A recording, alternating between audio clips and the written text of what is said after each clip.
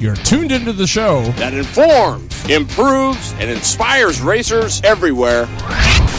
The Northwest Race Report. And now, here are your horsepower and performance hosts, Terry Bridges and Glenn Lippy Tower. Oh, what is going on, racers? Welcome to another edition of the Northwest Race Report. I am your horsepower and performance broadcaster, Terry Bridges. And man, we got a full studio tonight. But first thing I got to say is there are three dapper men in this room, and we are looking so fly. Thanks to Jeff Eden. We are just getting after tonight. But let me introduce my great co-host, as always, Glenn Lippy Tower. What's up, Lip? Hey, it's all good in the hood tonight. What is going on, my main man, Jeff Eden, in the house? Just a smiling. And we got a special guest. He's all the way from Boise, and he's one of the new guys on the UAS scene, and that is my main man, Rusty King. What's going on, Rusty? Not a whole lot. Actually, not from Boise, from North Idaho. Oh, you're from North Idaho. Over by Coeur d'Alene. So Kellogg, Yep. You know where Kellogg is? About 5 minutes from Kellogg. Oh, wow. All right. Even better. But look who's P1, everybody, in the Northwest Race Report Summer Chat Shootout. It is none other than 360 Motorsports Sean Carr. Jerry Fonfara in the second spot. Third is Dick's Racing. Look at that. Strebby Speedway is fourth. And our great sponsor, Blue Line Graphics, one of the best salesmen on the planet, Brian Esquiniga, is fifth, I do believe. And just right outside, Brent Meyer checking in. What is going on, Brent Meyer? Hey, but we got a great show for you tonight. Here's the deal, guys. It's just been kind of a crazy week. Well, let's start on with it. How's your week been, guys? Mine's been good. I've been smoking busy. I hate that, but I like it. I love to make money, but I hate being overly busy, and that's what I am right now. Too many irons in the fire, but I love making money. So, Jeffrey, how's your week been? Feast or Phantom. We're slow as can be right now. So it's either nobody or everybody. Yep, it's just slow right now. And the rock world is slow? That is crazy with the beginning of summer and all. Everybody's slow. It's like all the projects haven't started yet. But they will be. We got a lot of projects and coming up, a lot of rock going out, so it won't be long. Be way busy. Rusty, you kind of had an interesting day today too, right? You get all the way over here, and your guy doesn't order any parts. So yeah, I came over here to work and found out I couldn't, so just kind of hanging out. We had a nice lunch over at Dirty Dave's. Love that place. Yeah, it was fantastic. Met a new guy. Your buddy's name was Brandon. Yeah. Is he going to tune in tonight? He should be. I made him download everything before I left his house a little while ago. Boy. So if he's there, he'll probably text me and let me know or type in the chat. Why does Lippy not drop my name more? LOL. Shannon Halbert. I'm still waiting for that breaking news coming up. Still waiting for the breaking news. Yep. So, and Shane Smith checking in. Thank you very much for that. Daryl Kelso, Dan Watkins. Good to see everybody. You already called out Brent Meyer. So, good to see everybody checking in with us tonight. We got a great show coming up. We don't have a guest, but we do have Rusty, so we'll be using him as our filler. Well, not filler, but he's going to give us his perspective on moving up from the classes that he was in to the UAS, and just what it's been and what it's taken to get there. Because a lot of people are looking to make that leap, so it'll be great to talk to him a little bit later on and throughout the show. Yeah, absolutely. And we're also going to talk a little bit about, is racing pricing itself out of racing? And we got a few things. Jeff Eden's got some great little comparisons here. And then we've got a little something here on helping you find the best combination and some tips on how to set up. But, before we get started, there was one thing I wanted to give a big shout out to, and I don't know, I didn't show the guys this, but there's a new racetrack. And I'll pass this around to him, but it's called Hills Ferry Raceway, and it's in Newman, California. And if you look at this, June 11th is going to be their season opener. It says, be one of the first at our new track, all karts and junior sprints, $25 for a driver, $10 for a non-driver, ages 5 to 12 or $5. 5 years are free. Gates open at 8. Food and drink available. Respond by Facebook or contact Chris Parmalee, 209-505-8964. Or you can also contact Bob Souza, 209-604-0586. But, man, if you look at this picture, it looks like a hell of a racetrack. That does look like a big track. You know, that's looking like a sprint car track right there. You do hear a train, Kevin Bridges. Where I live, where the studio is, it's almost impossible to get all the noise out. So from time to time, yes, there will be a train in the background. I don't like it. Doesn't make it real pro, but just understand this is a small, maybe 10 by 10 room that we've made into the studio. So we're working on it, but it's not soundproof. Scott Keeney in the house. What's going on, Big Scott? Oh, Shannon's got something to say there. Yeah. You know what, Shannon Halbert? You know what? You can. I'll tell you what, man. Why don't around 7 o'clock you give us a buzz? Absolutely. And we'll let you. We'll share the good news that you got going on. So you can tell everybody you heard it on the Northwest Race Report. But anyway, we got a great show for you. We got some results from, a couple weeks. Yeah. So before we get too far gone, let's get into it. Let's hit it.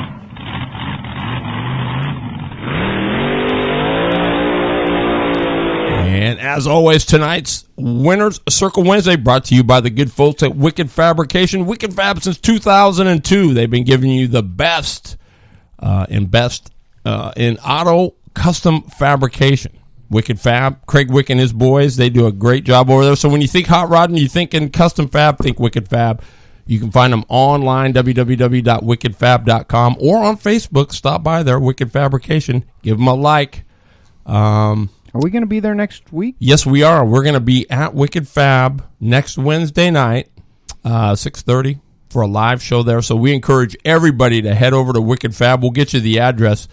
It's over in Auburn, but we'll look that up. We'll get that rolling for you and get you that before the end of the show. Lippy, you got a ton. You know what? I'm going to do mine because I've got the shortest amount. So let's roll on. We were at, let's see, Glen Morgan this weekend. The Snake River Carters had their another club race there. I think it's round 2 or 3. LO 206 Junior 1 went to Zach Telford. Junior 2 Animal went to Trey Manker. He beats Jacob the Shark Smith. Wow, that's a big deal. Yeah, that's really a big deal.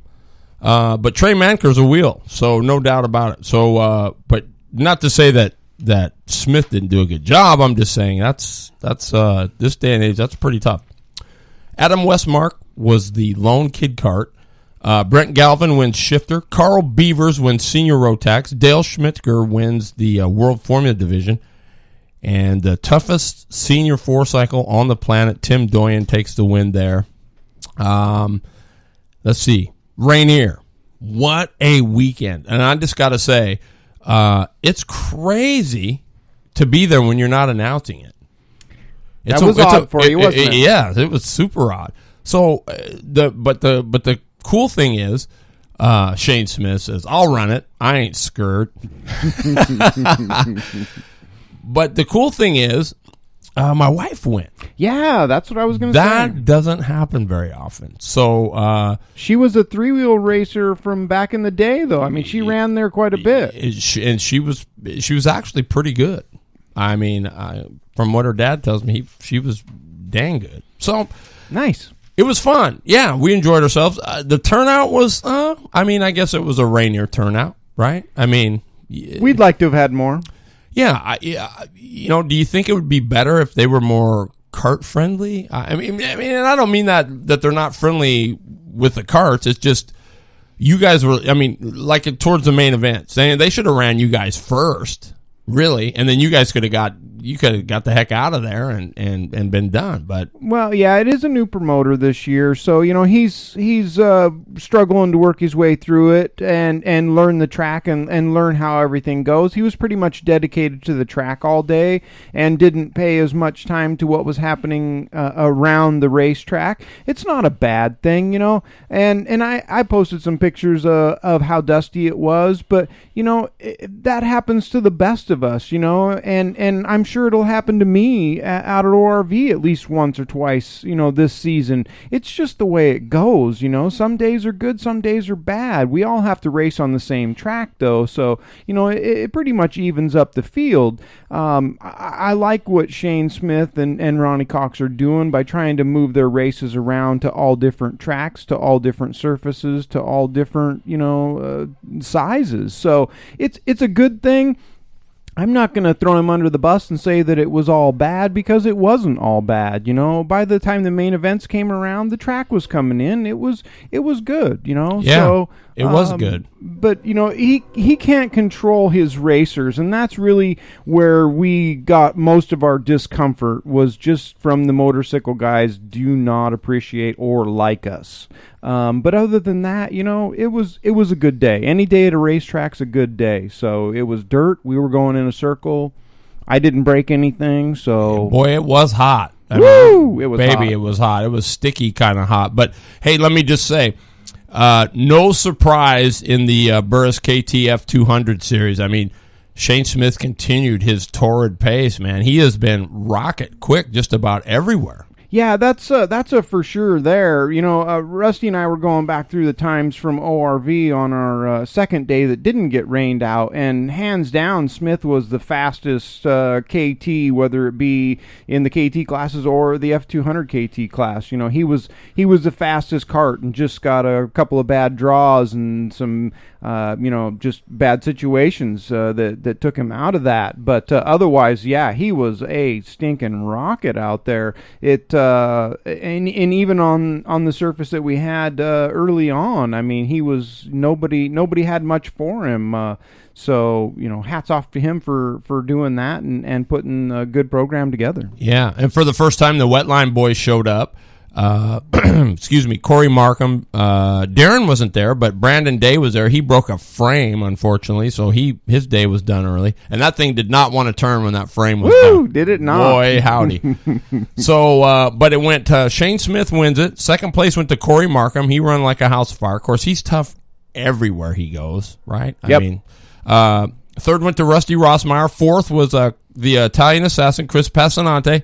And then fifth was you. Were you okay with that? Well, I wasn't okay with it, but that was the best I could muster that day. I was 4/10 off everybody else out there. I tried everything. We were up and stagger, throwing gear at it and everything, and it just there wasn't any more left in that one of mine. So we're back to the drawing board, and we're looking forward to Spokane, and we're gonna throw some stuff at it and see what we get. Yeah, well, check this out. Newman Hills isn't a new track; it's just reopening. So the Rocket says he raced there 3 years ago.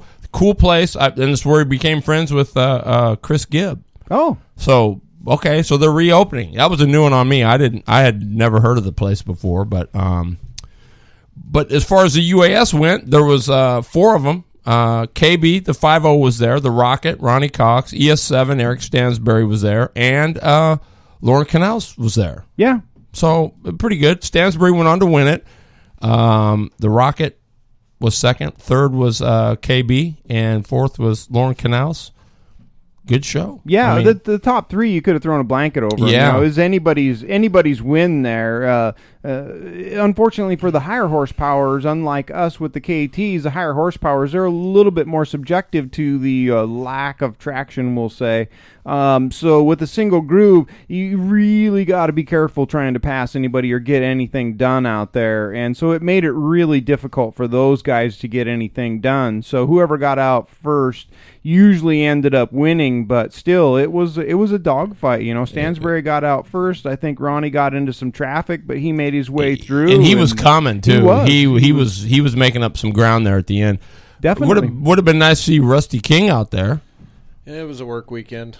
Yeah, wasn't able to get there, but we're going to try to make a couple of more. So good deal. Well, Rainier's like a paperclip. It's too well. I wouldn't you agree? I mean, it's not. It is. It seems like two long straightaways and a couple tight corners, and it definitely is. It's on the same lines as Salem or ORV. They're pretty much around the same size. They're just a different shape. So, but it was tough for a lot of the people because it was a back-to-back weekend. So that made it tough for a lot of people. And I hope in the future that they kind of stretch that out a little bit so there's some room in between there, especially for our travelers that spend a lot of money to get where they're going. Absolutely. Well, other big news in the Burris KTF 200 series that Shane Smith has put on is Spokane. The fourth and final event of the series is going to be at Spokane, and they're going to be giving away not one but two. So they're going to give away one set to the winner, and then the other set is going to be to a random, just a random draw. So kind of exciting stuff. It says giving away two sets, one to the winner and one to randomly given away to someone in the KT YF 200 class. So good for Shane Smith for getting that going on. I mean, that's another set of tires just to help entice people to make it. So hopefully everybody does. Are you guys are going, right? Yes, Rusty and I are going over. We're bringing our two carts. We're going to be hauling over Joe Stackman's KT, and we will also... Oh, the Ironman's going. We will also be hauling over my boss, Scott McDowell's cart, which he's going to move his F200 over onto that. So Scott McDowell's going to come over and play with us with his F200. So, well, I might have to try to see if I can get over there now. That's going to be interesting. Yeah, no, I'm looking forward to that. We're going to be bringing Ed Flatt with us also. He's going to come over and be our starter man and hang out and have a good time. So we're making a good time of it. I believe Shane Smith's still got some room in his trailer. If anybody's, looking to get something hauled over there, like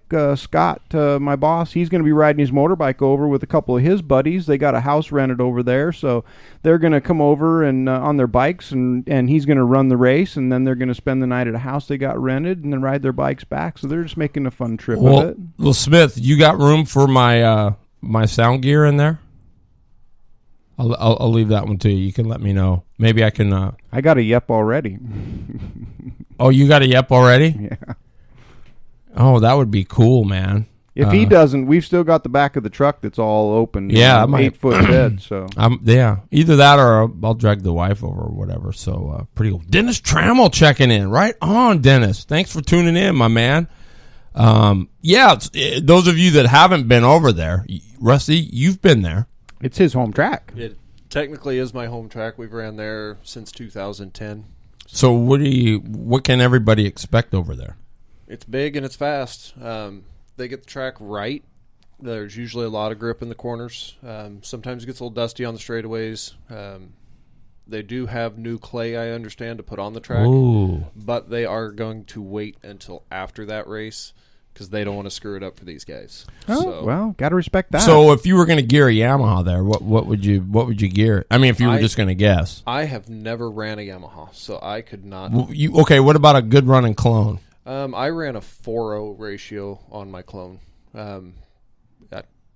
So won a lot of races over there with it, but I ran a 4.0 was my. So there you go, guys. A 4.0 and a clone, so you could probably decipher that. So yeah, what we've figured out with the 4-stroke to 2-stroke stuff is you can usually double it. So you're going to probably be looking around an 8 to an 850 just to get started. Is what we've figured out over the years, especially at ORV. If it's calling for a 5, we usually run a 10 in our KTs. So about double what we got. So that's an 8 or an 850 is probably where you're going to want to gear that. Jeff, did you ever run your cage card over there at all? No. Nope. Well, it's funny how we talk gears because everything is 4.0, 5.0, 8.0, 9. Back when I was doing it, it was like if somebody asked you a gear, you'd say, oh, yeah, you'd run a 985 or a 977 or whatever it was. Nothing was ever in ratio. It was always in, because that's all there was a 9-tooth on the driver, and that just shows you how old that. Well, it's not yeah. Yeah. It's not just old. I've been, I talk to a lot of people because my name's obviously on our club website. So everybody usually contacts me. And there was a Chip. I can't remember his last name. His first name's Chip.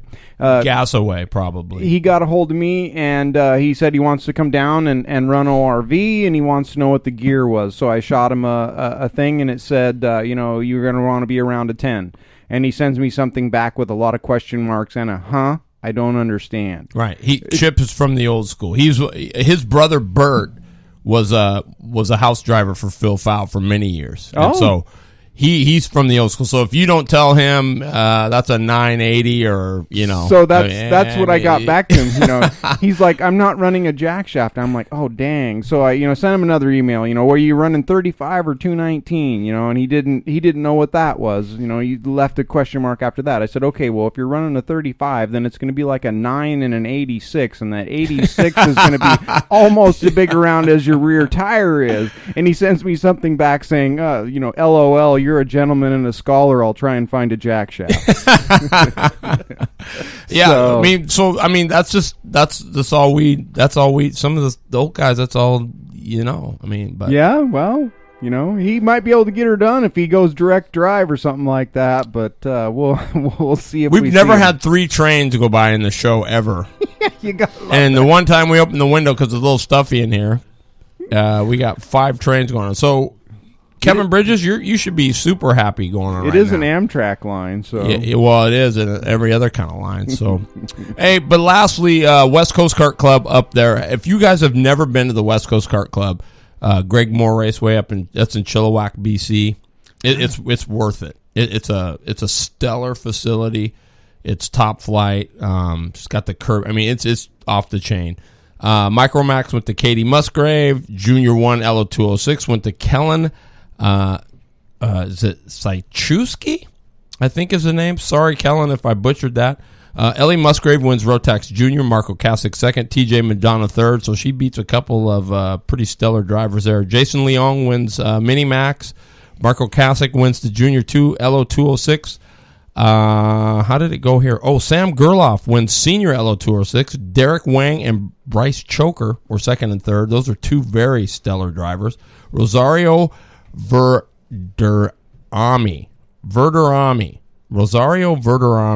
wins Tag Senior. Alexander Labida wins Tag Heavy. Chris Genji wins Tag Light. And that's all I've got for my segment. So you've got what do you got, Jeff? Yeah, what's Jeff got? Well, about a few of the local results. Kind of missed a couple this week, and they weren't up when I was looking, and I forgot to go back, so... That's all right. They should be sending them anyway. Yeah, I agree. Grays Harbor Street Stocks with Shane Kerrigan, one of the blue ovals. Kerrigan used to run at Portland Speedway, I think, quite a bit. At least Joe Carrington and maybe it was Charrington. I don't know. I'll have to ask him. Yeah. I don't know for sure. For sure. The dwarf cars was Calvin Morton. The sprints, they had enough cars that they actually ran a B main, and that's a rarity. B main was run by Justin Youngquist, and sounds like he's a shoe. He is driving for, I want to say Dan Minnie out of Canada now. They parked their home car, and he's a hired shoe right now. And he also works at Skagit Speedway during the week as their media director. So that's cool. Way cool. And then Trey Starks won the A main. And if you get a chance, go on YouTube and look at this. But Trey Starks won it in turn 4. Literally put a slide job in 3 and 4 and won it by about a half a car. Wow. The guy that has the YouTube on there, you can just see the stands just go bonkos. I mean, he comes out of the corner and just clips him. It's epic stuff. It's a great slide job. Good stuff. And then Skagit, Devin Barnes won the sportsman sprints. Tristan Thomas won the midget main.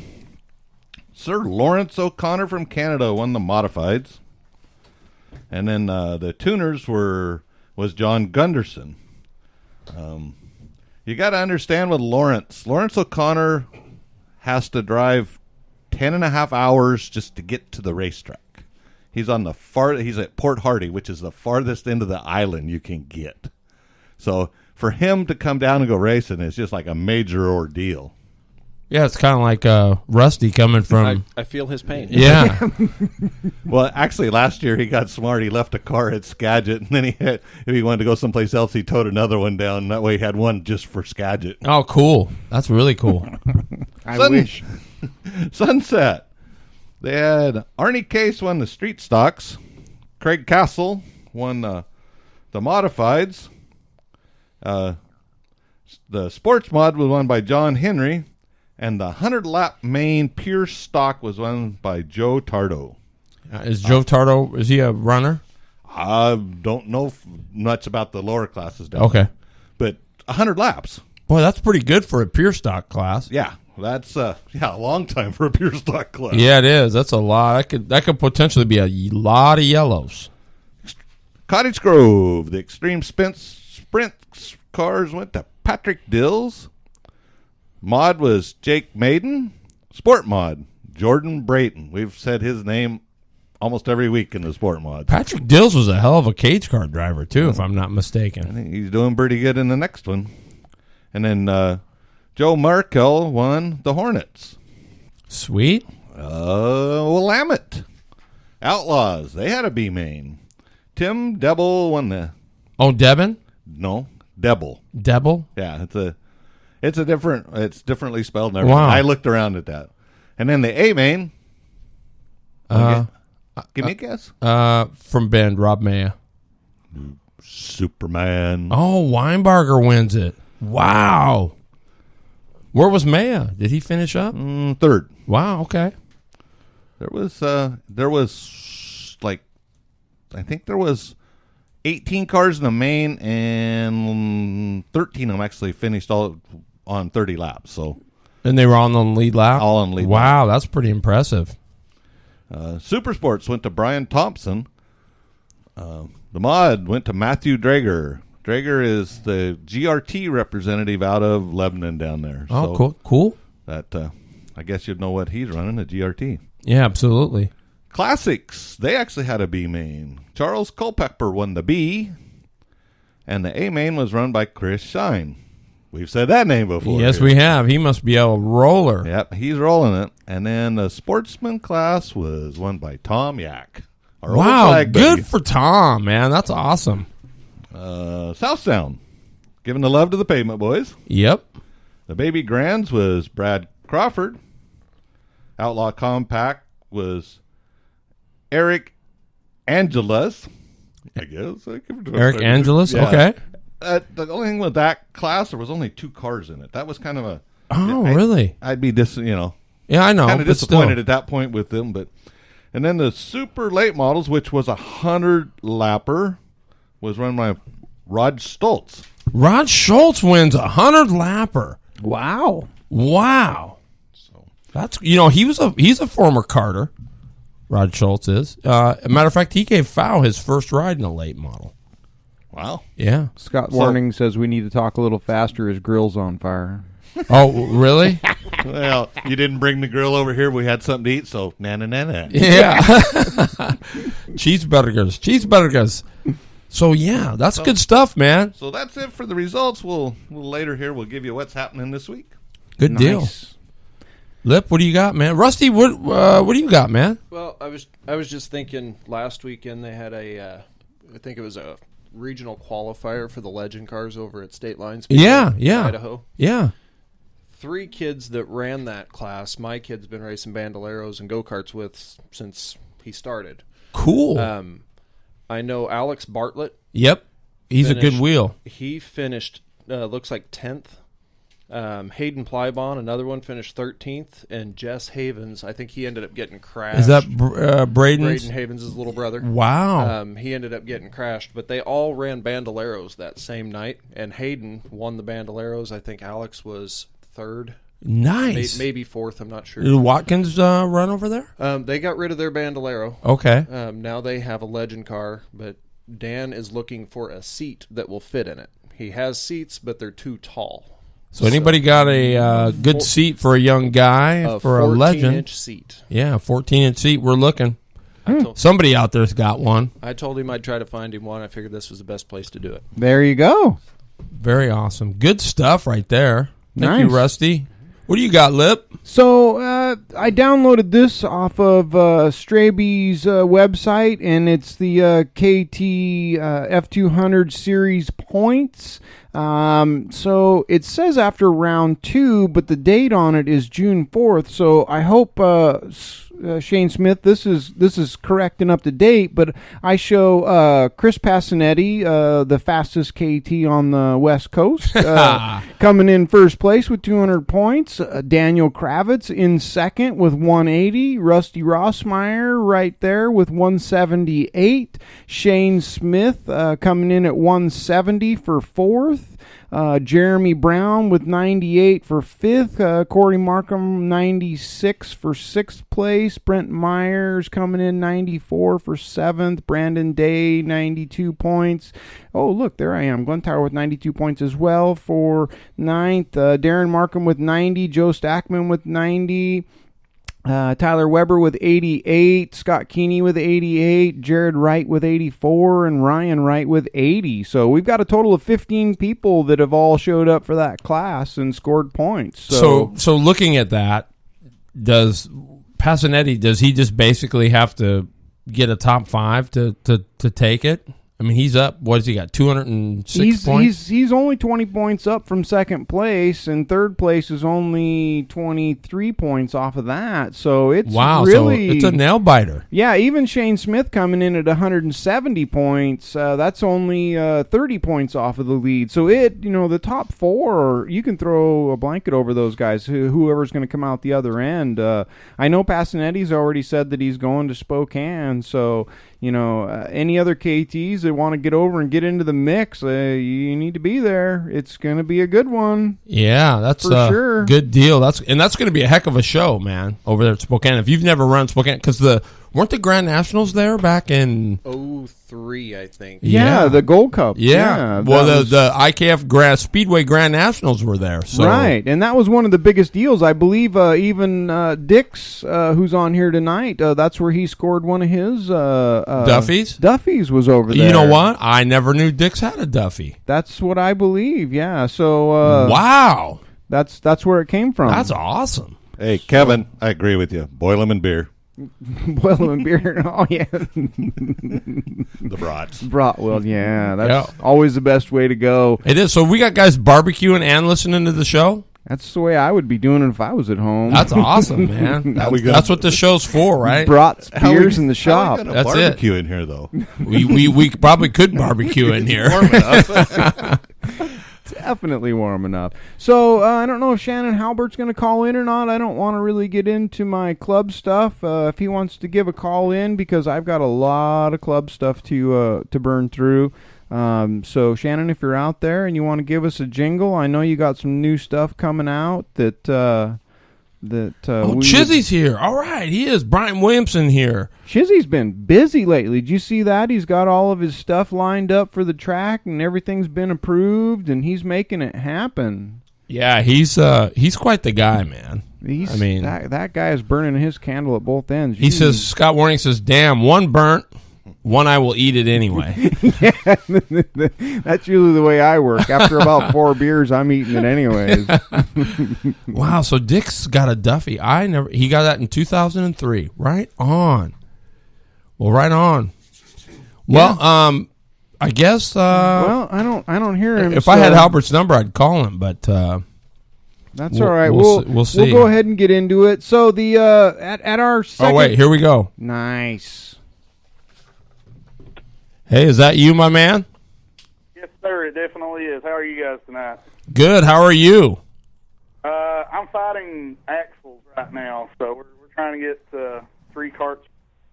And so, yeah, we'll just leave it at that. I'm kind of fed up at this point. Sure. Maybe you needed a break, huh? Listening to the radio show in the garage kind of echoes, and it's really cool. It's way better than listening to talk radio on XM satellite. We like that. Well, let me do my intro for you, Shannon Halbert, before we get started. All right, hang on tight. Yeah. favorite drivers and people of interest in the motorsports world. It's time for In the Seat, powered by Blue Line Graphics. All right, for those of you just tuning in, our guest tonight, well, kind of our impromptu guest, the clutch guru, the Diablo man, Mr. Shannon Halbert. What's going on, buddy? Not much, guys. How are you all tonight? We're here doing the show. We love doing it, so we're in good spirits. Well, I like listening to it, so it gives me something to listen to. It's 10 o'clock here, so usually right now everything's kind of winding down, and my eyes are starting to cross, and I need to go to bed. So. They're glazing over. Oh, but wait, the Northwest Race Report's on. Exactly. Yeah. Exactly. Okay, forget about this election and the president and everything. This is what people need to be paying attention to. That's right. Hey, thank you very much. Can you say that again? I can do a sound bite and email it to you if you'd like. I would love that, man. You do that. You do a sound bite and you send it to us, man. And make sure you put Diablo clutches in there too. I sure will. Well, Lippy doesn't put my name out there anymore, so I don't know. I feel bad. Oh, Lip. Calling me out. Yeah. No, we don't. We haven't forgot about you, buddy. You got Rusty too, and Dan Watkins, and all these guys. I mean, I'm starting to feel like the bad girlfriend at prom. So. I'll keep it PG for you, but So, what's going on with Diablo? It looks like you got some pretty bitchin' stuff going on. Yeah, well, we kind of did kind of a soft release the other day on Facebook, which it only reaches so many people. And I know a lot of people. I think I've only got like 700 followers on our El Diablo clutch page. Only? Yeah, well, we don't want to be the biggest. We just want to be the best. Oh, you sound like you got that covered. Mr. Bergfeld. Well, yeah, there you go. There you go. And Mark's a pretty smart guy too, so I take that as a compliment. But basically, one thing that we've been working on, kind of tediously, is the 1-inch clutches. Yep. And there's a couple guys that are listening, and they can tell you what kind of a headache these things can be sometimes. We actually had our El Diablo 1-inch clutch. We solved a couple problems, and we still had a lot of the same problems as before. So long story short, I was actually contacted by SMC Clutches, which, we're an SMC dealer. We work close with them. We sell their sprockets. We've got a good working relationship. And we collaborated and said, okay, what's wrong? What's right? What do we need to do to make the racer's life easier, make a better product?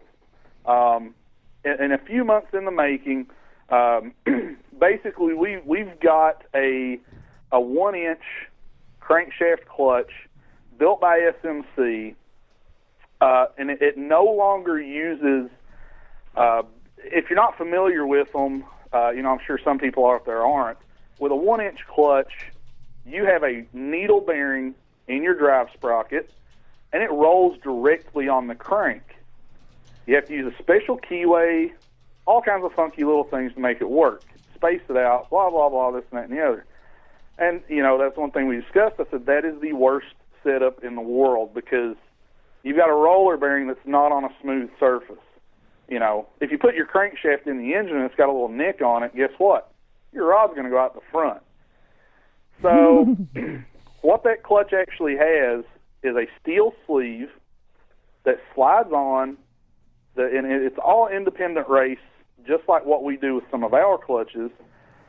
So now it does not ride on the crank. It does not require a special keyway. You can use any standard keyway that works with it. The inner race is longer than what a normal one is, so it, just like our drum clutches, it keeps it from wobbling, holds it true to what our center line is. There's several huge advantages to that. I won't even go into all of those. Sprocket life is a lot longer. We'll just leave it at that. That's one of the biggest things. The clutch, again, back to the sprockets, is going to be available in a 35 pitch and also a 428 pitch. A lot of these guys running bigger horsepower, they bust up the 35 stuff, and when I start trying to price out 428 chains and sprockets, the prices get really high. So, shortly enough on that, sprockets are going to be priced around $35. It's going to be the same SMC sprocket that's heat treated, the whole 9 yards. Wow, that's big. The sprocket thing is going to be a huge thing. I mean, it's going to be a great advantage. You just slide the thing on the crank, not worry about it. So, can you get those INEX approved so we can run them on the Bandolero? Well, man, I'll tell you what. If those guys could come off of whatever deal they've got, these clutches. Now we've not fully really ripped them apart. As far as testing them, I'm actually putting one on an open modified Star to run this weekend. Just judging from the faults that I've seen with what the bullies were doing, with the thinner pressure plates and things like, because they get hot. I mean, I know Rusty and I have talked about how hot these things got before. And when we're doing this, we've got, I believe the pressure plates are 125 thousandths thick. Wow. Throughout the clutch. So, you're literally nearly twice the thickness of pretty much any other clutch out there. That's what I was going to say, definitely. And when we're doing that, it's going to take more heat. It's going to stay more consistent. Because like your Bandoleros and these guys running mini cups, holy cow, you got a 700-pound car, and you're trying to run, a 3-disc or 4-disc clutch, whatever it is, and it's just about impossible to get those things to live for very long. If they could come off of, like I said, I'm sure there's some kind of deal out there between INEX and Bully. If that was ever opened up, yeah, I would love it. As far as the rest of the clutch, like I said, the pressure plates are thicker. It goes back to a standard spring type setup, different than the SMC Vortex. It's actually a regular spring that's tall, so you've got a lot of adjustability. The springs, because the springs are so tall, I won't get super technical with it. As your clutch spins, you've got a lot of centrifugal force. And when you have a super tall spring like this, it actually wants to bend the spring perch that it goes on. So what Tom actually did is he went in, and it actually has a girdle that holds the spring perch in place that also doubles as a nice little way to make sure all your spring heights are even. It's the coolest thing. You can see pictures on the El Diablo Facebook page. I don't know what the web address is. If you type in El Diablo clutches, it'll pull it up. It's a sweet system. I've never had a 1-inch clutch, in mine included, that was able to just bolt onto the engine. Granted, everybody's got different length crankshafts. There's always going to be a need with that market to, kind of space here and there. But, man, I'll tell you, it's a headache when you try to space those drivers and put them on a crank that's not really suited to have a roller bearing on it. There's a lot of issues with that stuff. As far as that product, that is something I'm very proud of, and I know Tom at SMC is very proud of. Tentative pricing on the clutch right now is with a sprocket, and everything you need to mount up. Retail price is going to be $375. That's reasonable. That's right in there. Yeah, that's right in there. And that includes the 428 sprocket as well. So let's say you've got a guy wanting to run 428. Right now there's not a lot of drive sprockets available, mainly because we're just feeling out the market to see what people need. Well, not to be ignorant, Shannon, but so what are those drive sprockets going to come in? Are they going to come in like what are they? I mean, I know normally back in the day, we were just talking. All there was really a 9 or a 10 tooth driver on the drum. So, is it going to be? Well, with the 1-inch, you're kind of limited on the size. Yeah. It's going to be about the same as the Bully. I believe the lowest you can get is a 14 tooth. That makes on sense. the 35, and then I believe it is a 12 tooth on the 428. And then after that, you can realistically go up, quite a bit. Most of the guys that I see are running anywhere, in between 14 and 17, 18. There's not a whole lot of guys on, big 1-inch stuff that are running 19 and 22 gears. No, not really. Yeah, it's kind of, and that's why, it's like I said, we wanted to center what we're manufacturing according to what the racer needs. If everybody was on a 22 gear, by golly, that's what we'd be making with a 22 gear.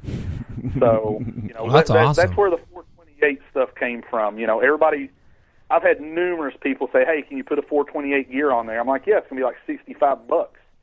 And then instantly they're like, "Oh, I'd rather buy 4 chains. I don't want to spend $60-some on a gear and wait 3 weeks on it. That type of thing." So what's the production on these things? You guys got prototypes out now, or are you guys going into full production? Right now there are, I believe, 5 or 6 out there. There are actually none for sale at this point. If somebody wanted to buy mine, I could be coaxed out of it, but I don't really want to sell it. If the price is right. Yeah. Yeah, anything's for sale if the price is right. Yeah, but currently there's 5 or 6 of them out there.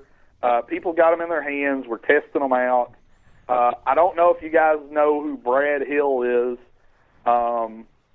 He's part of our Poi Boys Racing Network. He does a lot of head work and stuff like that.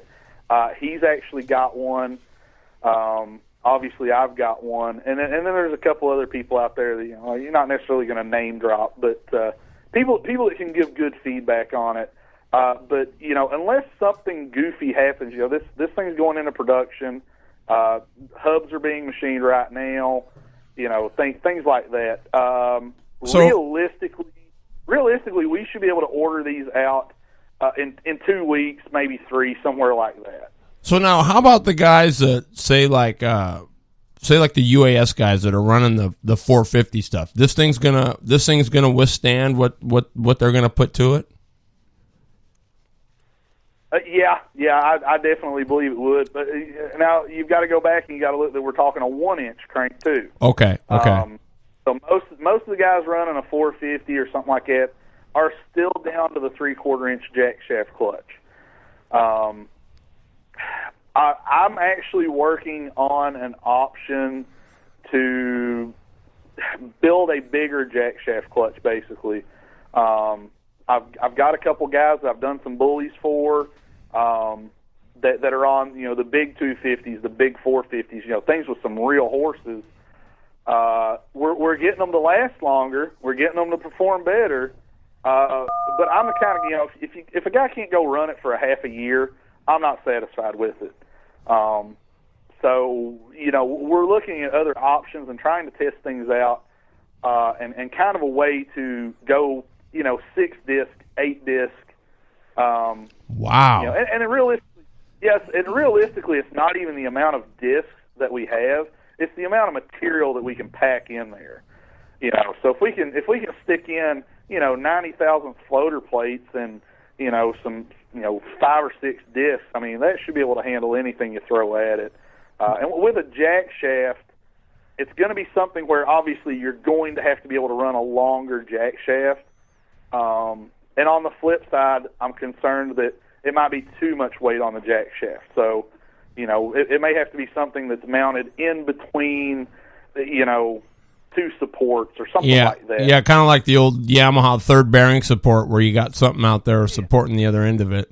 Exactly. So it's one of those things, the popularity of it would probably be pretty good with the guys that are running it.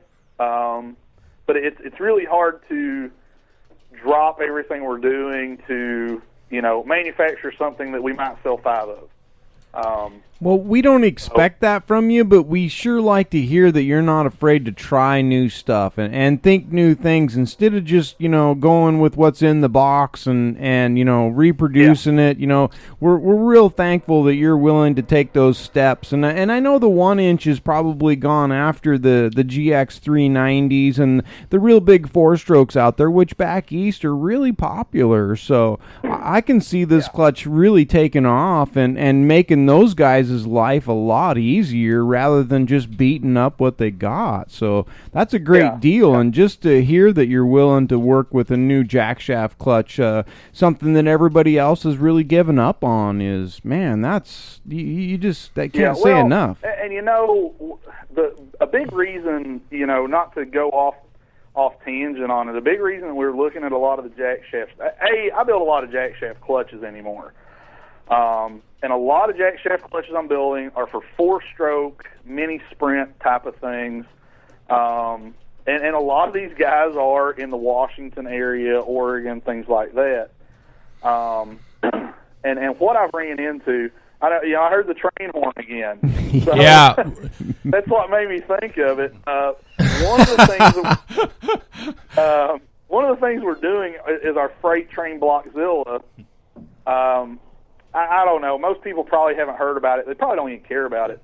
But basically, we're converting our Blockzillas over to an overhead valve setup that I've designed. Well, I wouldn't say designed. Well, first of all, what is a Blockzilla? Blockzilla is a star motor. That is basically your purpose-built racing flathead. It's mainly junior dragster stuff. Big cubic inches. You can go 3-inch bore, 3-inch stroke type of thing. Okay. It's like a small block Chevy. Yeah, pretty much. A one hole off of a small block Chevy? Exactly. Yeah. So if you whack a small block Chevy in half, you've got one cylinder, and that's pretty much what you end up with. But, and then aren't you squeezing like an animal head in there, so now it's a true overhead valve and not just an upside down pop-up valve? Exactly. Yeah. So what we've done. And like I said, I won't go into all the freaking details because it gets really sketchy with everything that I do.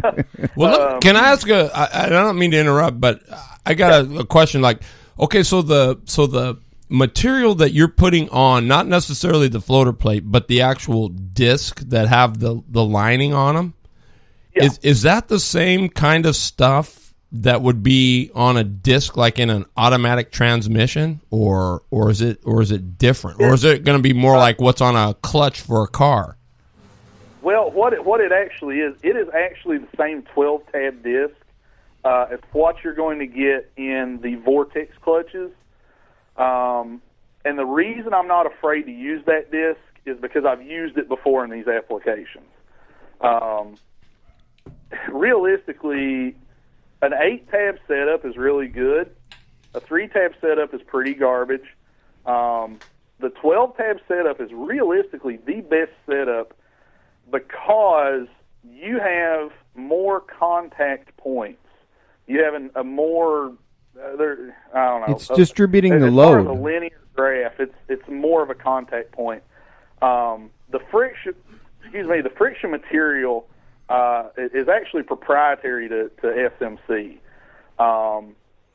I can't speak to what it's actually made up of, like what percentages are, brass and what percentages are this and what percentages are that. I will say that it is a different friction material that's in any other clutch disc. And it seems to work very well with what we're doing. I'm not sure if it may be closer to an automotive type of thing, because I really don't know the makeup of it. It's kind of one of those questions I don't have a hard answer to. Right. So if somebody were to call up and say that they heard our discussion on the Northwest Race Report, are they going to get? Will they get something, or are they going to get a special deal, or will they get get some? You know what I'm saying? Well, I wish I wish I could say hey man, I can knock $25 off of it. But I'll tell you what, if this thing goes into production like I think it's going to, I will make you this deal. If you order the clutch through me, and you tell me, hey, I heard this on the Northwest Race Report. If you order the clutch through me, you know what? I'll ship it for free. Oh, hey. Man, that's a deal. Yeah. That can actually run into, a savings of $10, $12, $15. Hey, man, that's awesome. We want to make it worth their while. We want to make it worth your while, and we want all the exclusives you got, Halbert. Yeah, well, and of course that's going to come. The clutch will come set up. It's going to be just like anything else I sell. It's going to be set up, bolt on, ready to go. You're not going to have to adjust. Well, you'll probably have to adjust it, depending on what you're doing. Not much. But yeah, I mean, just like my clutch, the Red Devil, it's a one spring deal. You don't have to change springs and stuff like that. It's just a one shot deal. You want more engagement, you tighten it up. You want less engagement, you loosen it up, and that's pretty much the limit to it. It's designed to be a little bit more racer friendly than some of these things on the market. So, well, Shane Smith says that's very cool, free freight. So that's hey man, he can buy 2 of them. Yeah, Smith can now. He's a Matt Cotool guy now. Oh wow, he's rolling in the money. You bet he is. I need a 10mm socket. It'll probably cost me $35. He can help you out with that. Get him, Shane. They'll give him free shipping. Yeah. Back to the Blockzilla thing. Basically, what we did is I looked at everything that was bad about putting the stroker crank from the animal or from the flathead to the animal. There's a really tight geometry on the way everything worked. So I said, why don't we just put the head on the engine? So basically, the plan is we put the animal head on the flathead, which I've already done. It ran great. Now we need more cubic inch. So basically, we're running 2 Blockzillas with a 200,000th stroke crank in them. They'll have big valve. Hopefully, they'll have billet heads on them because I really don't want to goof with regular heads. And they're going to be freight trained because you can fit 2 flatheads front to back, obviously with no carbon stuff on them because of the overhead valve now. In the same space that you can fit 1 clone or 1 animal. Wow. So we're going to freight train these overhead valve Blockzillas, and Shannon, where you at? It wasn't my end. I didn't touch it. We lost you, buddy. We lost you, buddy. He kept being. I wonder if he hit the wrong. Either that or his phone went dead. Yeah. We could have talked him all the way through his phone. Well, thank you, Shannon. Anyways, we really appreciate that. And, anybody out there that's looking for a 1-inch clutch? Oh, here he is. Nice. There you are. Yeah, somebody must have unplugged the phone because it lost all the power. Yeah. Anyway, that's how we started looking at the jack shaft stuff. So if we're going to put down a lot of horsepower, you're going to have a lot of clutch. Yes. It's just one of those things. Necessity is the mother of invention. So I figure if we can design a jack shaft that'll hold, like I said, a 450, twin Blockzillas with a bunch of torque, things like that, then racers are going to be, a little bit happier. You're not going to have to rebuild at every race. Oh, so. Definitely. Yeah, and there's a lot of abuse that happens there. So, in anything you can do, and heat dissipation is another big thing, and by adding more stuff into there, that's all you're doing. You're enabling more heat dissipation so that you're not tearing everything up. So I'm glad to hear that, and glad to hear that you're even trying that, because I think that everybody else, i.e. Bully, has already given up on it. So. Yeah, well, and it's one thing with the 1-inch clutch. The 1-inch clutch does not have a steel basket on it. Really? It doesn't need it. When we have a 12-tab basket, like I said, we've got a bigger footprint. An aluminum basket will dissipate heat quicker. That makes sense. We actually ran a similar clutch on the single Blockzilla, 2 weeks ago when my engine blew up and caught on fire. I don't know if anybody saw pictures of that. I did not, but I will be looking. Yeah, go to my Facebook page. It's on my personal Facebook. It literally the rod separated. It said goodbye, and I was in a ball of flames. We've got pictures of it, and everybody's screaming at me. They're like, "It's on fire! It's on fire!" And I'm pushing off the track like, "What do you want me to do about it?" Yeah, I don't have a fire extinguisher. Like, what are you gonna do? I was like, I'm just gonna let it burn. Well, didn't you push the fire out system? Yeah. Yeah, exactly. I've got a halo system, and, it's not automatically. But that's one thing that we did. I looked at that really hard because we've also got 12-tab steel baskets, and holy cow, they're heavy for one, but they do run hotter. It does not get as much heat out of there. Now, back in the day when we were running Horstman, the 3-tab stuff, there's just, when you look at how much area of the actual friction disc is touching the basket, there's so little area. The less area of contact is going to mean the more force is on that one area. So, the more tabs we can get, the more contact area we can get, the less it's going to wear that clutch. And I can successfully say in the past 2 or 3 years, running these aluminum baskets on, Blockzillas, my billet animal, I've yet to have one that's shown excessive wear. It's just not there. The billet 8 tabs that we sell, they're really good about that. But you just can't beat this setup. So, I'm pretty confident that even on a 1-inch deal, with like a lot of weight and a lot of torque, I don't think you're going to see the same amount of wear that what we're normally used to.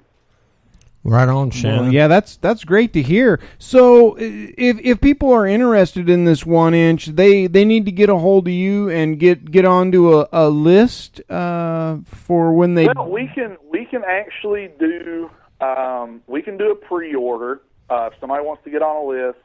I would not have a problem with that. Okay.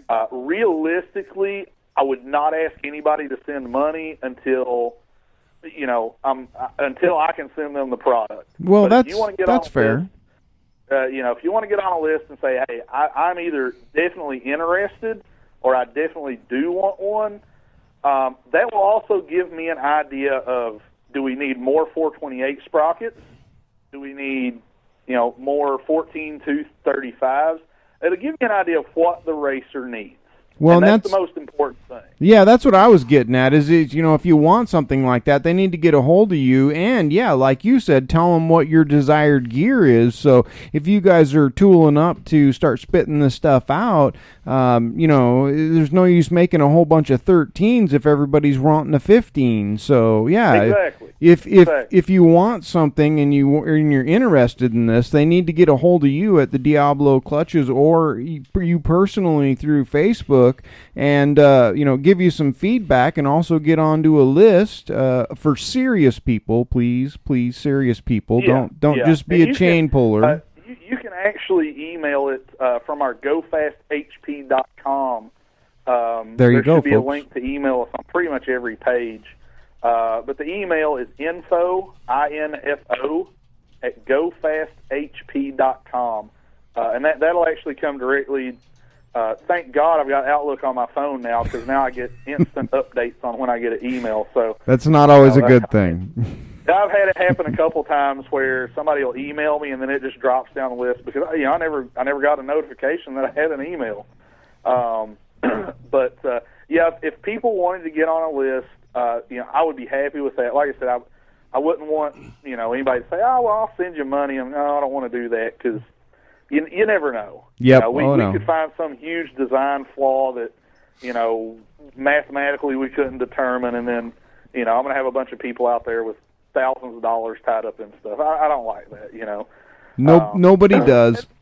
People change their minds too, so Absolutely. Well, listen, Shannon, we got a few other things to get through before we get out of here, but we really appreciate you coming on and breaking this news with us and sharing it with our community.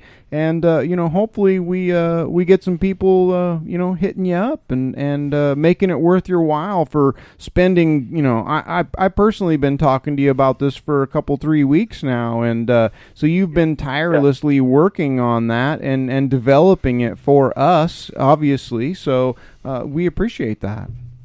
Yeah, well, and I appreciate you guys. I mean, it's every racer out there. It's one of those things. I love this sport.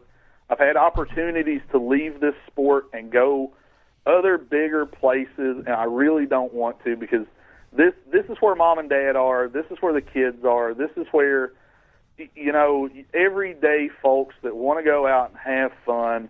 I'm sure I could be working for somebody making, $100,000 a year probably, but, the satisfaction of what you do has got to be a huge part of it, and that's my thing. So no, amen to that. Well, right on, Shannon. We appreciate you calling in. We'll look forward. We're going to spread the news, and we're going to we're Diablo backers all the way. Yeah, well, hey, I'm a Northwest Race Report backer. Heck, man, we're 3 hours apart, and I don't know how many thousand miles, and I try to tune into this thing as much as possible. And we love it. Hey, I hear all these Quebec and odd names from Canada, and I'm just like, man, who in the world is that?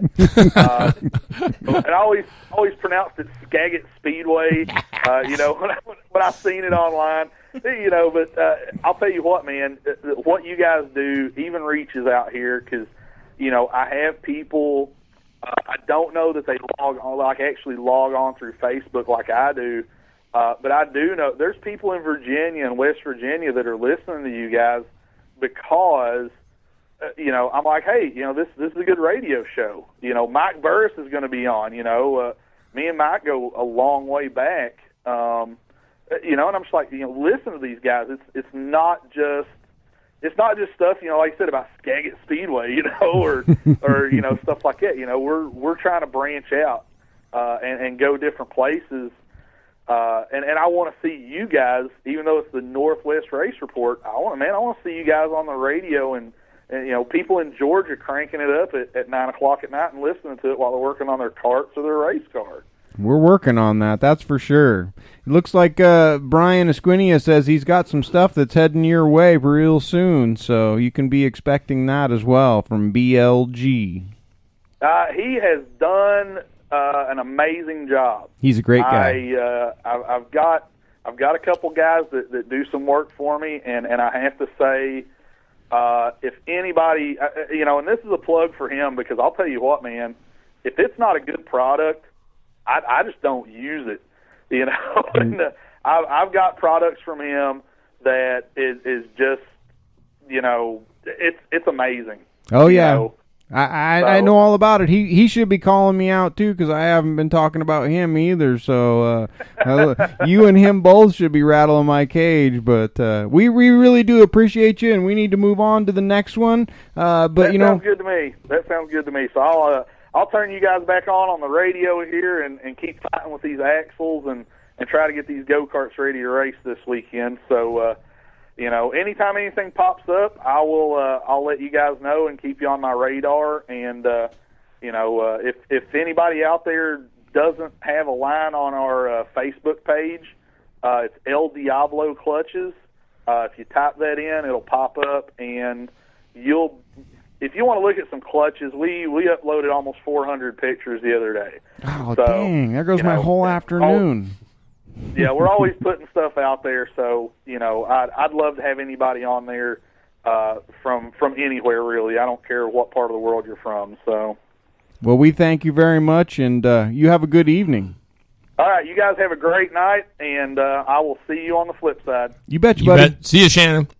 See you later.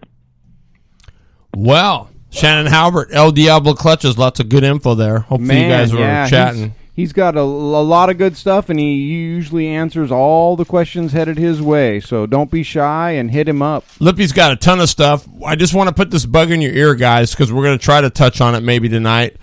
We'll rip through what we got left here. But is racing pricing itself out of racing? Is it? And so think about that. We're going to come back to that here in about 5 minutes when Lippy finishes up his results portion here. But just think about that. Is racing pricing itself out of racing? We want to hear from you, so take it away, Lip. Thank you very much. I don't have a Lappin' with Lippy tonight. I finished up my setup segment, number 6, I think it was, last week. So, but I did promise that I would get the results from our first race weekend that we were able to complete. So I'm going to try and power through that because we had so many classes. I'm only going to be reading the main events. So for our KTF 200 main event went to Chris Passanetti. Justin Beard came in second. Third was Corey Markham.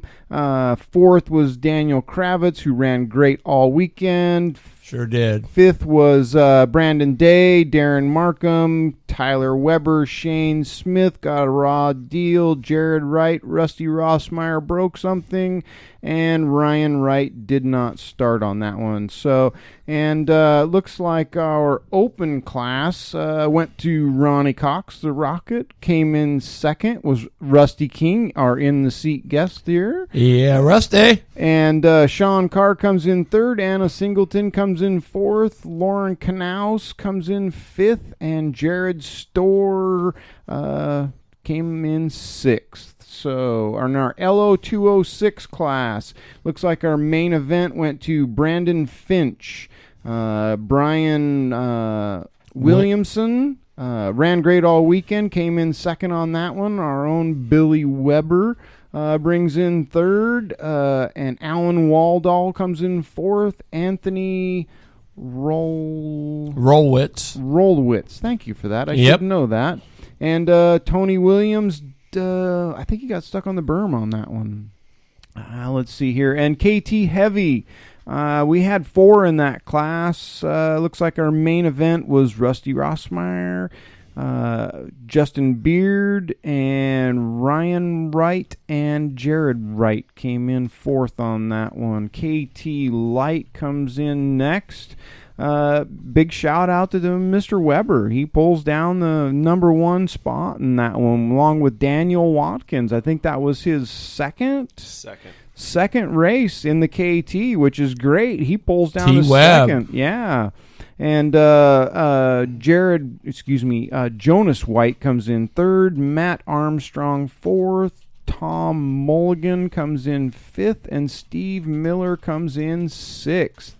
Predator class coming up next. Kyle Culver, great guy, great racer, pulls down the number 1 spot. Rusty Rossmeyer, Nate Culver, brother of Kyle, comes in third. Mark Gillerin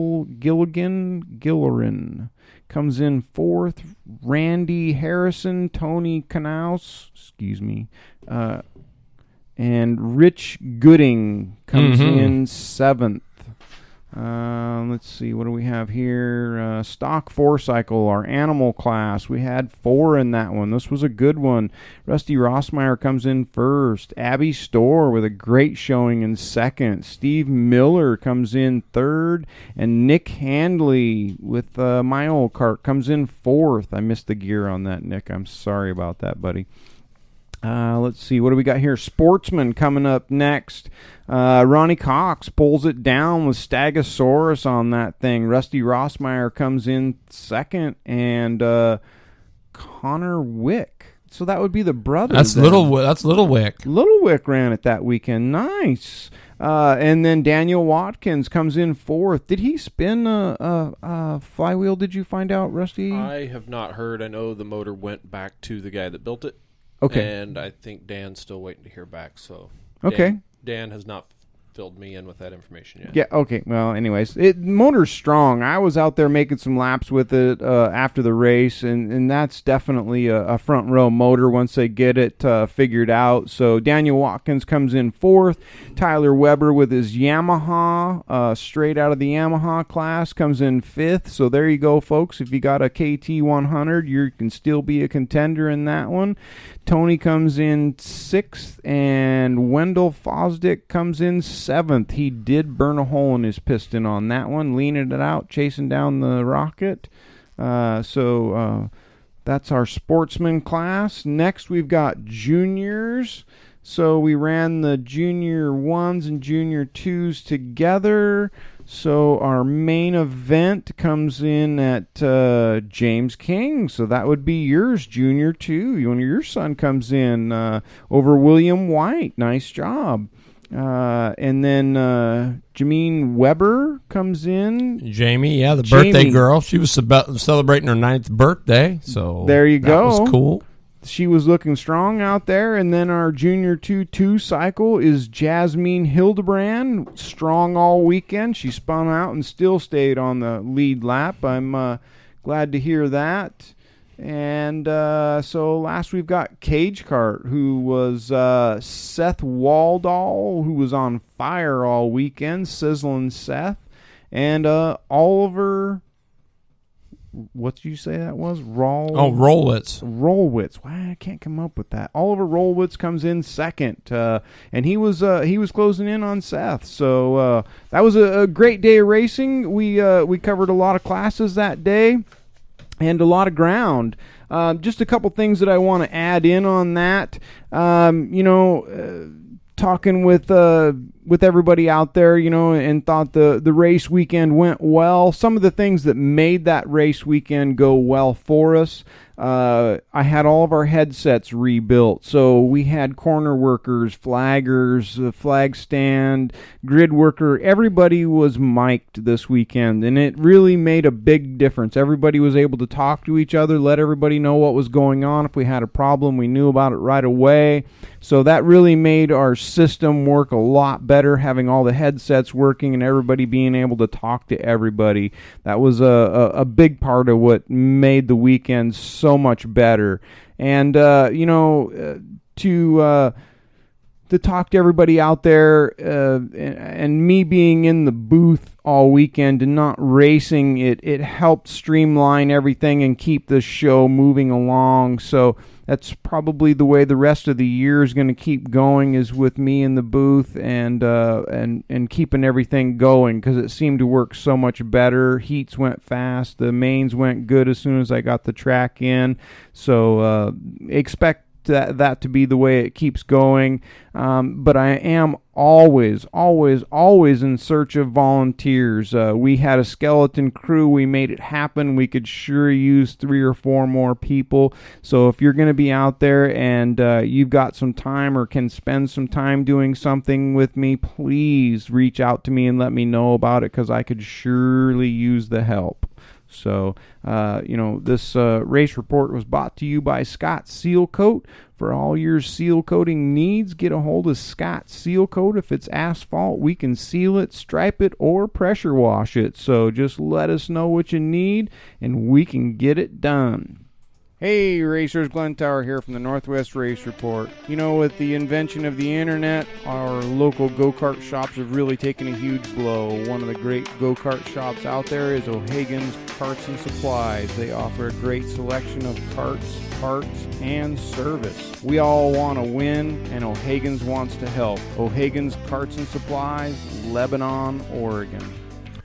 Oh, right. Well, we were talking, Jeff, earlier. We just threw it out there before Lippy's final results there.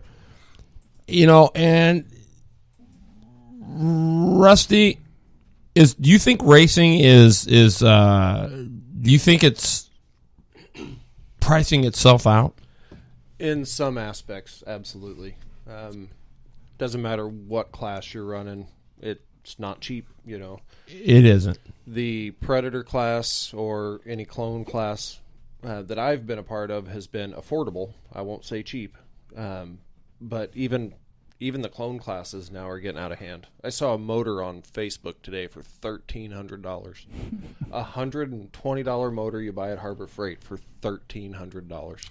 Well, Jeff, and you had some interesting facts, kind of doing some comparison, and this will give you guys an idea of where it's going. Big car. Well, yeah, it's big car, and it started out with a Burris Groove dirt tire. It's between $60 and $75 for a go-kart tire. I about fell over. It'd been so long since I bought one, I couldn't believe it. The dirt modifieds run a Huser G60. They're between $100 and $115, depending on what day of the week you can get a hold of them. And then I kind of got to thinking, well, look at the sprint cars, because you got that great big right rear tire, and a right rear is $212, and these are Speed Mart prices. And they're the local guy at Skagit. A left rear is $230. And each front tire is $175. Well, if you walk in anybody's trailer, they've got 3 to 4 sets of tires, because you're having to adjust stagger for the track and the track conditions and stuff. So just your tire bill is astronomical. It's an astronomical. And then, out of curiosity, I was looking on Speed Mart's deal, and I'll just kind of stay with the sprint car deal, but you can buy a roller chassis, plug your motor in for $22,000. Which, I'm not saying one way or the other. To me, I could never buy anything new because I could never afford that kind of money. But, I mean, you look at, like the World Outlaws, Stephen E. Christmas, they got enough cars to build 5 of them just hauling around in their trailer, but that's their profession. And then if you grab a new Shark motor, you're looking at $30,000 to $35,000. So you just spent $50,000 just to go racing, and you haven't bought any spares yet. Yeah. So see, but don't get me wrong here. I mean, we're not saying that when you come into this thing, you're supposed to be able to go racing for $1. I mean, there's this, you got to know going in, right, Lip? I mean, you got to know going in that it's a spendy deal. But where does it all kind of balance out? I guess is where the question lies, right? I mean, I don't know. I mean, should it be more affordable on the local end? On the guys that are just Saturday night warriors. I mean. Is and I don't even know if we're trying to cure anything. We're just more or less talking that I mean, somewhere along the line you've got to draw a line, I guess. Well, and I'll use Grays Harbor as a prime example. The line's been drawn down there. I can remember 15 years ago going down there, and on a Saturday night there was 25, maybe 30 sprint cars every Saturday night. 4 years ago, if you had 5 cars in the pits, you had a lot. I mean, the guys got to the point they couldn't afford it, and it just, all of a sudden we're going to do ASCS heads, and the list got so big that it knocked a lot of the little guys that were out there having fun. It knocked them out of it, right? Because even those guys.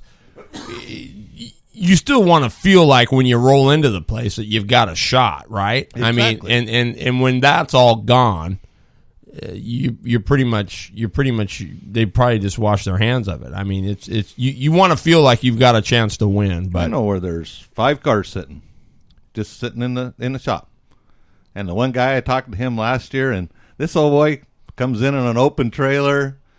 It got a smile on his face. The guy that drives it is phenomenal, and they don't hurt anything, but he says, boy, it sure cost me a lot less for it to sit in the shop than it did to put it on the track. See, and that's where it's killing it. I mean, do we have an answer here? Are we even looking for an answer here? I don't know that's even the whole case. It's just a discussion point more than anything. And well, I'll go to another deal. IMCA with the modifieds. IMCA instituted a deal a couple years ago. We're going to let you run crate motors. So you went to Chevrolet, you bought a 604 crate. The idea was put the crate in the car, put a set of headers on, put a carburetor on, and go racing. Right, but the crate was supposed to be what, $5,000? Yeah, they were $5,500. Well, now if you buy a freezing crate, you just spent $75. And like we was talking with John Campos the other night, to buy your basic crate motor from Chevrolet, by the time you put the headers on, you put the serpentine, you do all the stuff you got to do, you're looking at $12,000. It backfired. It did backfire. And IMCA has admitted it, because they had all kinds of concessions. Yeah, and first off, you're 75 pounds lighter, right in the bullet. So you take 75 pounds off the nose. So, hey, you put that in the back where you got bite. You know, there was that. And then they give them a spoiler, and they give them all this stuff. Well, they kind of realized last year at Grays Harbor, there was 2 cars that were open motors that won. That was it. Everything else was crate motors. And they put their foot on the floor. They just go. It's kind of funny. There was a guy, and if I wish I could find the article, but he was back in the Midwest, and there was a 3-day race, and 2 of them was crate motors, and the other one was an open motor that he was going to run. So he was going to run them 2, come home, put the open motor in. And his wife wrote this article, and she called it IMCA Talent Condom because it's I mean, it just doesn't make sense. Right. Well, you know, what did Chizzy just say here? A field of 20 top UAS carts are worth $250,000 on the track alone. Yep. Yeah, I could see that. Yeah, definitely. I've seen some pictures circulating around of some really nice looking carts here lately. Right. Now is that class for everybody? No, it's not. No, that's not an everybody class. That's not a weekend warrior, so to speak, class. That's an upper echelon class. I think what needs to happen is you know, like they're trying to do with the LO206. I mean, that's hopefully they don't get railroaded like they did on the crate thing, where it ends up backfiring. I mean, that 206 is a good, solid, affordable class as long as they don't mess with it. Yeah, no, I agree. You know, and that's probably one of the big draws about the kart racing is you can race your pocketbook. If you want to go LO206 or Predator racing for inexpensive, then you can. Okay, so Lippy, you kind of say inexpensive. I mean, granted, it's still expensive. Oh, right? there's no doubt about it. I mean, you can't get into it for you know, under $2,000 to be competitive. If you just want to go out there, sure, you can be in it under $1,000, but you're not going to be competitive in any, even the lower classes. You're just not. So even if you just bought a 206 and you put it on say an old Bug Black Widow, something you can pick up for $400, $500, $600, $700, you're not going to be competitive because of what's happening in the class right now. No, you're not.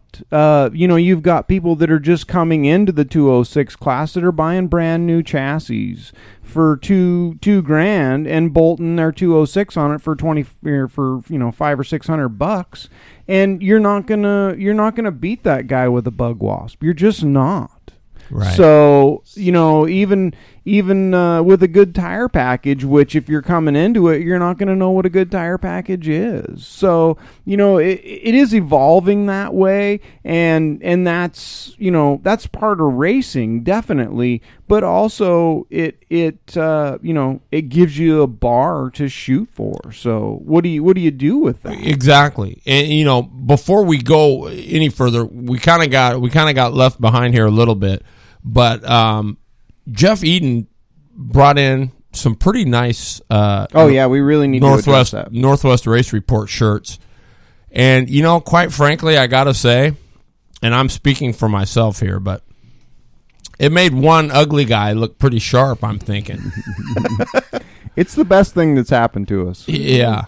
So, Jeff, I mean, tell us a little bit more where you got these cool shirts. Well, friend of mine had some T-shirts made up for a deal that he'd been doing, and he gave me this gal's place. So I went down there, and it's Creative Ink and Embroidery, and she got a fabulous shop. She does silk screens. She does all the stuff hats, anything you want done. And actually, I'd say there's 3 pretty good-looking guys in here tonight, if that's possible. If that's possible. With these shirts on, we're pretty good-looking. But anyway, if you... and I'll be a little bit more frank about this next week, but give her a call. It's 360-943-0487, and tell them you heard it on Northwest Race Report. Talk to her. I mean, we've talked about this before on the show. Professionalism. This right here is our first step. Yes, it is. We're going to, we're going to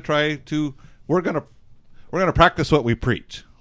There you go. And that's a true statement. And then I have one thing I would like to say about what's coming up this week. Pretty much everything is a normal, but this week with the modifieds, they have what they call Speed Week. It starts in Southern Oregon on Saturday night. And it's like 6 tracks in 5 days or something? It's 8 days here, or 7 days. But they'll be at the Siskiyous on Sunday. They'll be on the Cottage Grove for the 13th and 14th. Coos Bay was supposed to have the 13th. They bowed out. So Cottage Grove gracefully took the second race.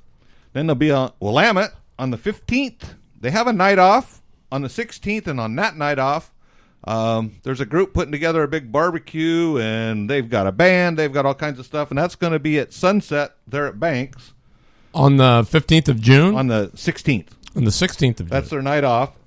And then on the 17th, they will be racing at sunset, and then the final night will be at Grays Harbor on the 18th. Wow, that's awesome. And all I got to say is when you make the whole show through that, good luck, because it's a rough one. Yeah, we might have to run up there Thursday night. That would be kind of fun. So, and then another one too is Woodburn Drag Strip. This weekend's their Rose Festival drags, and I used to work at Woodburn Drag Strip, and this was one of the funner races. I'm going to kind of, for the rest of the year, going to highlight what Woodburn's got coming up because they got some really cool stuff from here on out. So, yeah, that's awesome. Stay tuned to that if you're into the straight line. Yeah, they're definitely one of our better tracks in the Northwest. They really cater to the drag racer. I always loved that facility. That and Mission were my two favorite drag strips.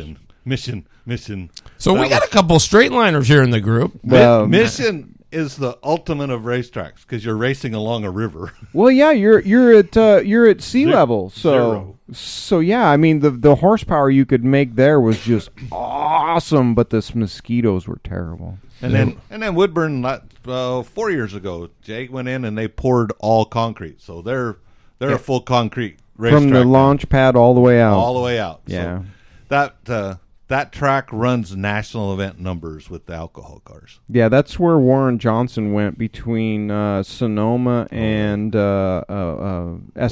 We used to have a pro stock race in the middle of the week, and Livingston tagged it the Hooky Nationals because when you can fill that place up, you know nobody's working. Absolutely. What, they got like 15 or 16 pro stock cars. Yeah, there. everybody was stopping. Bob Glidden actually started it. Yeah. Bob come in and asked him if he could rent the track. Phenomenal. And he had a Rick Jones car that he really didn't have any intentions of racing. Rick had built it for him, wanting him to try it. Wanted to test it. So he stopped in there, put all this stuff in it, and went and made laps, and put out his good car, went out and made some laps. And when he went to Seattle, he was running within 100th at Seattle what he'd been running at Woodburn. Yeah, just in that Rick Jones car. Yeah, good stuff. Wow. So, and Warren was. I can remember one year it was my birthday when they were there, and I kind of got a little bit drunk. And Warren, he found out it was my birthday. Him and his wife and the kid, they took me out to dinner. See, well, how cool is that? Yeah. See, there's nothing wrong with drag racing. No, there's not. We just need to cover it more. That's all we need to do. We don't have time for it, but that was our tidbit. Yeah, that was awesome. Well, it's getting about that 8 o'clock hour. Rusty King, dude, I know you're probably saying, well, I'm sitting here, I'm kind of bored. I didn't say much, but it was awesome having you here. And never bored in this group. Yeah. Making it happen. Thanks for letting me stop by. Oh, man, you're welcome here anytime, man. Anytime. What do we got coming up? This weekend, the 11th, is, don't forget, Albany will be opening up. Albany Motorsports Park, so be there. I'll be there. Hopefully the weather, withholds. The 15th, we are going to be at Wicked Fabrication. So next week, all of you racers that can make it, this is a huge invite. It would really help us out if you guys could all show up. It's going to be a live open house at Wicked Fabrication in Auburn, Washington. Let me look that. Oh, you going to look that up? We'll try to get you an address here really quick before we go. Otherwise, we'll post it on the page.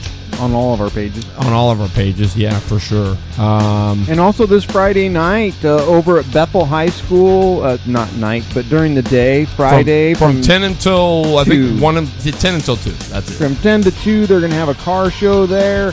Put on by Mr. Mike Collins. So if anybody's in the area or just wants to check out some nice cars, go ahead and make your way over to Bethel High School. They're going to be having their annual car show on Friday from 10 to 2. Wicked Fab's address coming at you right now. That is 1302 West Main Street, Suite 35, Auburn, Washington, 98001. I will read that one more time. Wicked Fab's address is 1302 West Main Street, Suite 35, Auburn, Washington. That is 98001. Come on down, check us out, check out what they got. They always got good stuff in there.